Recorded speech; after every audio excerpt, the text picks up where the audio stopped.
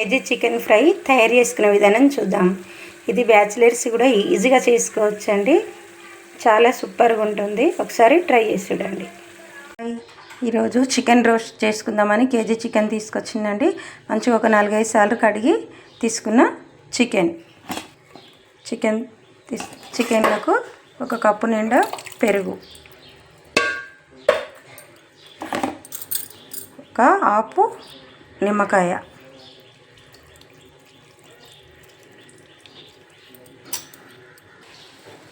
Table spoon అల్లం వెల్లిపాయ paste, అదే జింజర్ గార్లిక్ పేస్టు. ఇప్పుడు చికెన్ మసాలా ఒక టేబుల్ స్పూన్,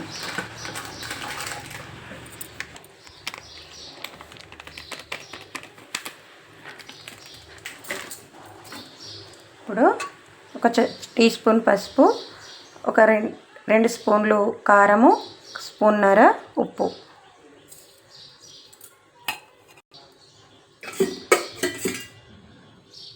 ఒక స్పూన్ నూనె. ఇవన్నీ మంచిగా కలుపుకుందాం. ఇవన్నీ మనము కలిసేలాగా కలుపుకుందాం.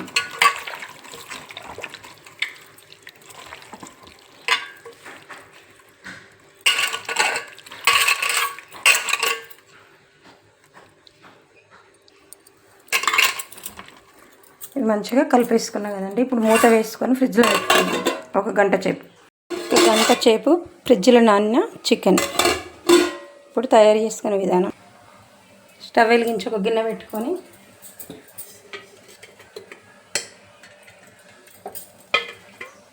ఒక 2 టేబుల్ స్పూన్ల నూనె వేసుకుందాం. ఇప్పుడు నూనె వేడైనాక తీసుకున్న చికెన్ తీసి వేద్దాం.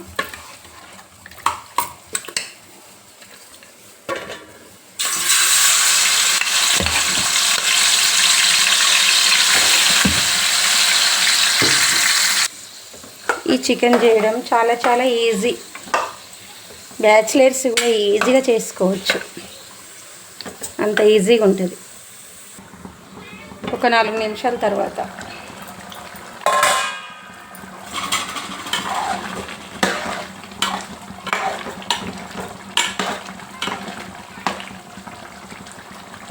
ఇంకా ఉడకాలి. ఇప్పుడు కొంచెము కాజు బాదం పొడి కొంచెం ఇంట్లో వేసుకుంటున్నానండి.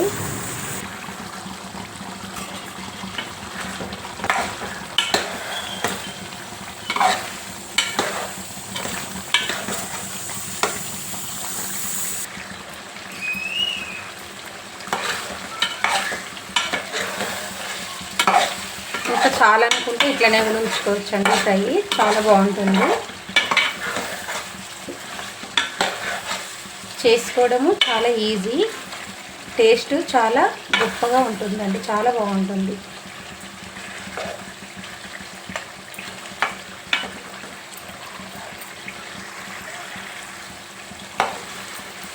నేను ఇందాక వేసిన కాజు పొడి వేయకుండా మంచి టేస్ట్ ఉంటుంది. ఏది వేయకుండా సరే అండి, ఇలా చాలా బాగుంటుంది. నేను ఒకసారి లైట్ తీసేసి చూపిస్తున్నా.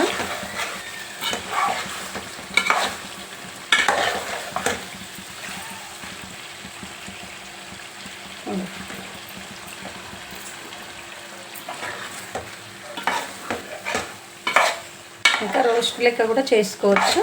నాకు ఇట్లా చాలండి. ఇప్పుడు నేను కొత్తిమీర జల్లి, కొత్తిమీర, పుదీనా, కరివేపాకు అన్నీ ఉన్నాయండి ఇలా. ఇవన్నీ ఏవి వేసుకోకుండా మంచి టేస్ట్ ఉంటుందండి. వేసుకుంటే ఇంకా కొంచెం మంచిగా ఉంటుంది.